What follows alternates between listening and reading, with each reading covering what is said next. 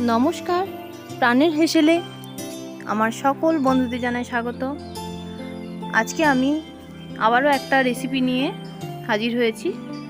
আজকে খুবই সহজ একটা রেসিপি আপনাদের সাথে শেয়ার করব। আজকে আমি পেঁপের প্লাস্টিক চাটনি আপনাদের সাথে শেয়ার করব। আমি কিভাবে এই চাটনি বানিয়েছি তাহলে দেখে নিন ভিডিওটিতে। প্রথমে আমি খুব পাতলা পাতলা করে চৌকো পিস করে নিয়েছি।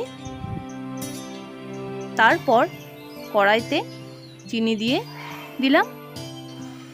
যে পরিমাণ চিনি দিয়েছি তার হাফ পরিমাণ জল দেবো। 1 কাপ চিনি দিলে হাফ কাপ জল হবে। এরপর চিনিগুলো গলে গেলে আমি পেঁপের টুকরোগুলো দিয়ে দিচ্ছি। তারপর খুব ভালোভাবে মিশিয়ে নেব। ফুটে উঠলে গ্যাসের ফ্লেমটাকে একদম কমিয়ে দেব। তারপর 2-3 মিনিটের জন্য হতে দেব। কিছুক্ষণের জন্য ঢাকা দিয়ে দেব। 2-3 মিনিট পর আমি দিয়ে দিচ্ছি এর মধ্যে কাজু বাদাম।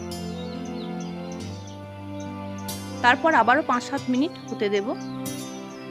পুরোপুরি সেদ্ধ হয়ে গেলে তারপর আমি লেবুর রস দিয়ে দেব। লেবুর রসটা খুব ভালোভাবে মিশিয়ে নিলাম।